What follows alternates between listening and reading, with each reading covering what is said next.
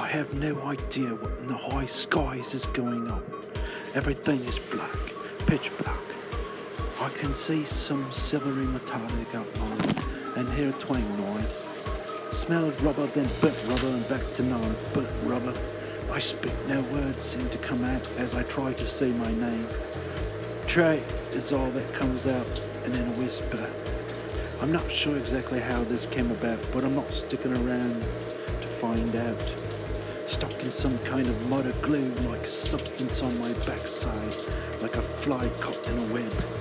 Then a voice peers out and says some rubbish about gardening the 6 towers of trees, and how one of the trees is so fruitful it multiplies its crop, and only 2 blinks of it go in his eye. I yelled out, "Who, me?" But the rambling kept going as if I didn't exist. Not long after I pass out and have a very strange dream. I dream that I'm walking down a dirt trail with the jungle surrounding me. I can hear explosions and guns firing in the near distance.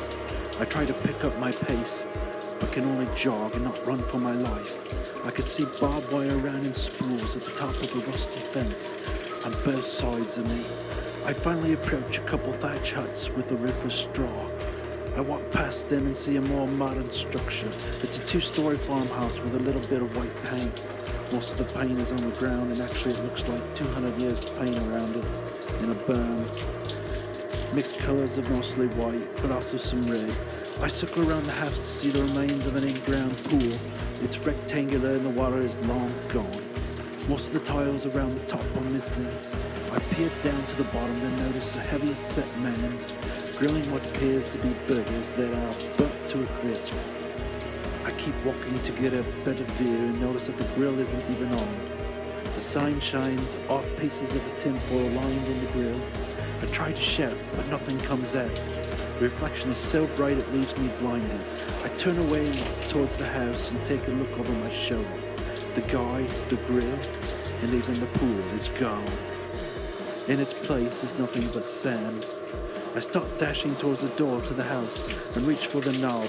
It just spins round and round as I start yanking on it in hopes that it will catch. I hear a screech noise that gets progressively louder.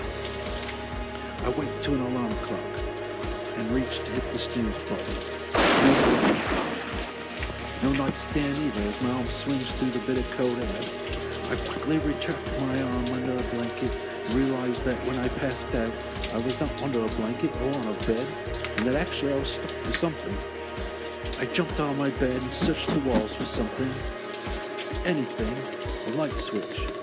Then I found a table that the alarming lamp was on. I scanned the room further to see a gun case with a glass door, and in it a shotgun. I grabbed the gun and opened the drawer to the little round table. 3 shotgun shells. I load one in the chamber and put the other 2 in my pocket. Open the door, and I am presented with a long hallway. I turn left and walk fast, noticing doors on both sides of the hallway. I figured out that I was in a hotel and run back to the room I was in to see the number. 666, of course. And I keep walking past the room with the shotgun clutched tightly against my chest with both hands.